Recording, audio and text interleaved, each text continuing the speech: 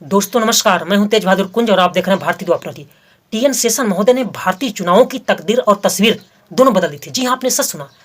TN Seshan महोदय जो केरल के पालघाट क्षेत्र में जो मालाबार जिले में आता है में जन्मे थे। उन्होंने 90 के दशक में मुख्य चुनाव आयुक्त के पद को धारण करते हुए जो 150 कदाचारों की जो एक सूची प्रस्तुत की, इससे भारतीय चुनाव की और देश के नेताओं की तकदीर तक बदल दी।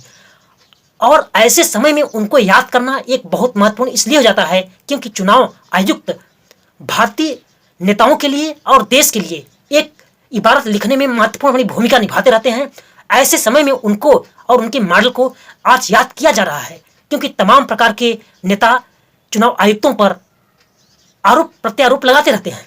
उन्होंने अपने इस गाइडलाइन के जरिए कुछ चीजें जारी कर दिया जो आज विशेष रूप से विख्यात है। उन्होंने कहा कि आप शराब का वितरण चुनाव में नहीं कर सकते हैं, मतदाताओं को रिश्वत नहीं दे सकते हैं और दीवार पर कुछ लिख नहीं सकते हैं और चुनावी भाषण के दौरान आप धर्म का उपयोग नहीं कर सकते हैं।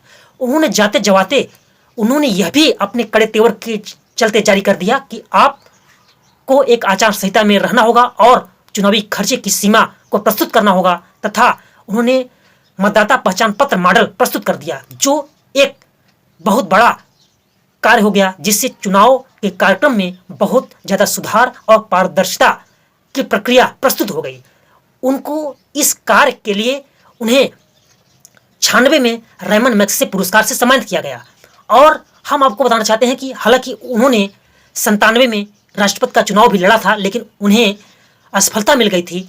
रेमन मैग्सेसे पुरस्कार जो एशिया का सबसे बृहद पुरस्कार होता है और इससे देश के कई प्रतिष्ठित लोग सम्मानित हो चुके हैं, चाहे वह रवीश कुमार पत्रकारिता क्षेत्र में हो, अरविंद केजरीवाल हो, किरण बेदी हो, सत्यजीत रे हो, एमएस स्वामीनाथन हो, कुरियन महोदय हो और तमाम प्रकार के नेता और समाज के लोग इससे सम्मानित हो चुके हैं। यह रेमन मैग्सेसे पुरस्कार जो फिलीपींस के पूर्व राष्ट्रपति रेमन मैग्सेसे की याद में दिया जाता है, जो सेवा में विशेष योगदान और देश के लिए करने वालों के लिए यह दिया जाता है।